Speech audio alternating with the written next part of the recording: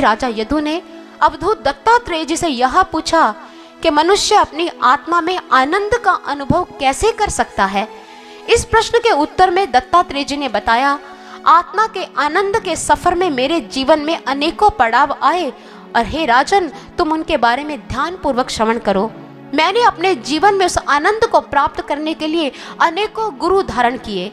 आज दत्तात्रेय जी बता रहे हैं कि मैंने अनेकों गुरु किए, असंख्य गुरु किए, जिनमें से सबसे पहले गुरु का नाम बताया उन्होंने पृथ्वी। उन्होंने पृथ्वी से शिक्षा क्या प्राप्त की? उन्होंने कहा, राजन, मुझे पृथ्वी माँ ने शिक्षा दी, सहनशीलता की। लोग पृथ्वी पर हल चलाएं, कुदाल चलाए या किसी बाउली का निर्माण करे या किसी घर का निर्माण करे, पृथ्वी कभी उनको कुछ नहीं कहती है, बस सब प्रकार के प्रहारों को सहन करती है और एक रस से उनको क्षमादान देती रहती है। और पृथ्वी का ही अंश है ये पर्वत, और इन्हीं पर्वतों से निकलती हैं नदियां, और ये नदियां अपना पानी खुद नहीं पीती, ये परमार्थ की भावना से जीवन व्यतीत करती हैं। नदियों के जल से मानव समाज अपनी प्यास बुझाता है। कभी नदी का सफर देखा है राजन? नदी जब बहती है कितने कंकरों पत्थरों को अपने साथ बहाकर ले जाती है, अनवरत गति से बढ़ती चली जा रही है। और ये नदी हमें कहती है कि अपने लक्ष्य के प्रति बढ़ते चले जाओ, बढ़ते चले जाओ, और तब तक चलते रहो जब तक तुम्हें अपने लक्ष्य रूपी सागर की प्राप्ति नहीं हो जाती। और इसलिए इस नदी से मुझे ये शिक्षा मिली, और साथ ही साथ ये जो वनस्पति जगत है ये भी तो उस पृथ्वी का अंश है। वनस्पति जगत में आप इन वृक्षों को देखो, वृक्षों पर असंख्य फल लगते हैं। क्या कभी कोई वृक्ष अपने फल का भक्षण खुद करता है?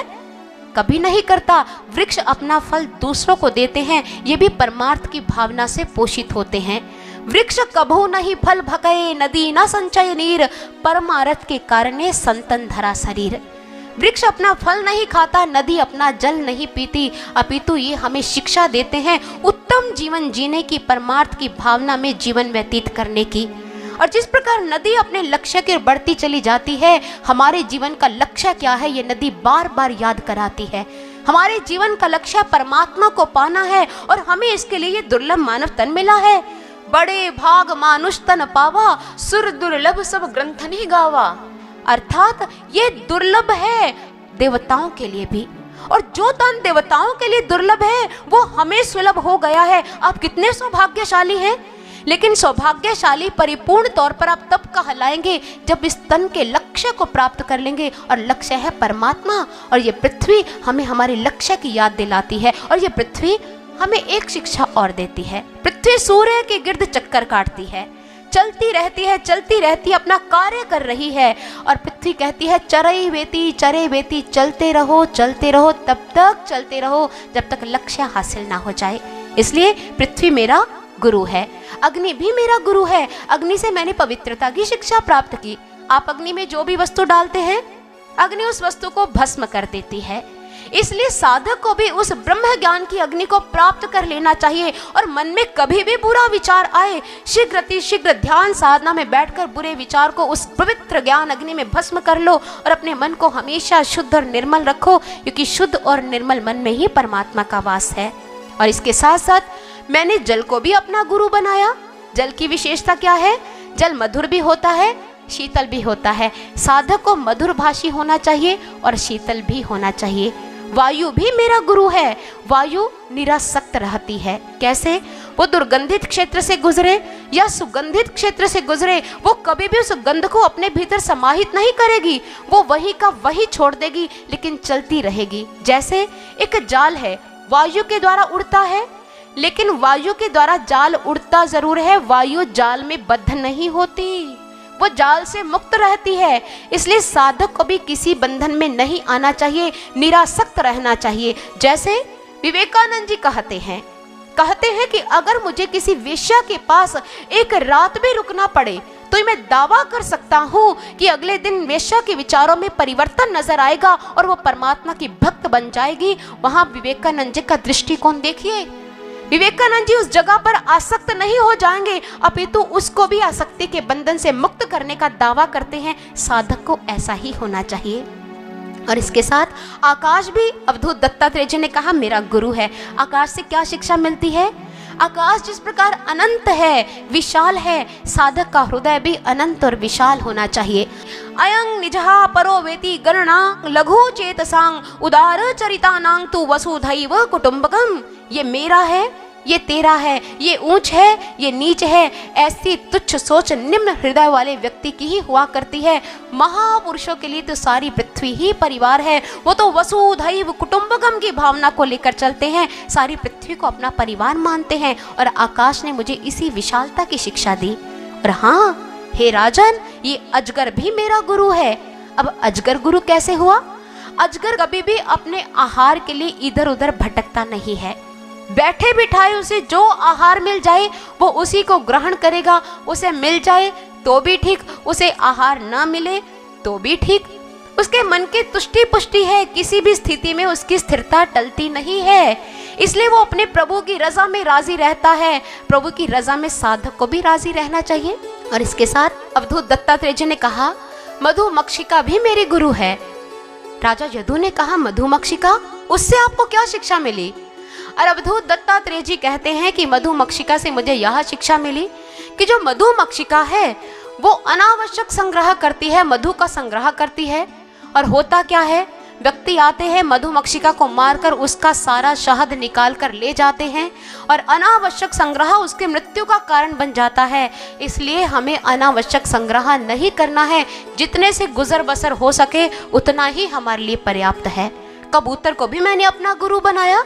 कबूतर से मुझे यह शिक्षा मिली कि कभी भी लोभ में नहीं पड़ना है, क्योंकि शिकारी जब दाने डालता है, दाने के लोभ में वो वहां आ जाता है और शिकारी फिर उस पर जाल डाल देता है और वो जाल में जकड़ कर रह जाता है। इसलिए अगर हम भी संसार की माया के लोभ में आगे आगे बढ़ते चले जाएंगे तो संसार के चक्रव्यूह में उलझ जाएंगे, मुक्त नहीं हो पाएंगे। इसलिए कबूतर कहता है, कभी लोभी मत बनना, ये लोभ परतंत्रता का कारण है। और साथ ही साथ मुझे कमल से भी शिक्षा मिली। कमल क्या है? वो कीचड़ में रहता है लेकिन कीचड़ से लिप्त नहीं होता, निर्लिप्त रहता है, लिपायमान नहीं होगा। हमें भी संसार में ऐसा रहना चाहिए, संसार की माया में अपने आप को लिप्त नहीं कर लेना चाहिए, विषय रसों का सेवन नहीं करना चाहिए, साधक इनसे ऊपर उठकर अपना जीवन व्यतीत करना चाहिए, क्योंकि ये विषय रस मानव समाज के लिए अत्यंत घातक हैं। इसलिए महापुरुष समझाते हैं संसार में कैसे रहो। जैसे सांप के मुख में मेंढक को नचाओ लेकिन मेंढक को सांप निगल ना पाए। या महापुरुष दूसरे तरीके से समझाते हुए क्या कहते हैं कि आपकी नाव पानी में रहे यह तो ठीक है, लेकिन अगर पानी नाव में आ जाए तो यह अनुचित है। इसलिए संसार में लिप्त नहीं होना है। और इसके साथ साथ मुझे भ्रमर को भी अपना गुरु धारण करना पड़ा, क्योंकि भ्रमर मुझे बहुत अच्छी शिक्षा दे रहा था। भ्रमर से क्या शिक्षा मिली? एक भ्रमर था, मकरंद चूसने के लिए गया, रात्रि हो गई, कमल की पंखुड़ियां बंद हो गई। कमल की फांके बंद होने की देरी थी, बेचारा अंदर ही बंद रह गया और अंदर रहते रहते वो स्वप्न सजोने लगा। सुबह होगी और जैसे सूर्य उदित होगा कमल खिल जाएगा और मैं फिर उड़ जाऊंगा, अपनी उड़ान भरकर अपने लक्ष्य पर पहुंच जाऊंगा।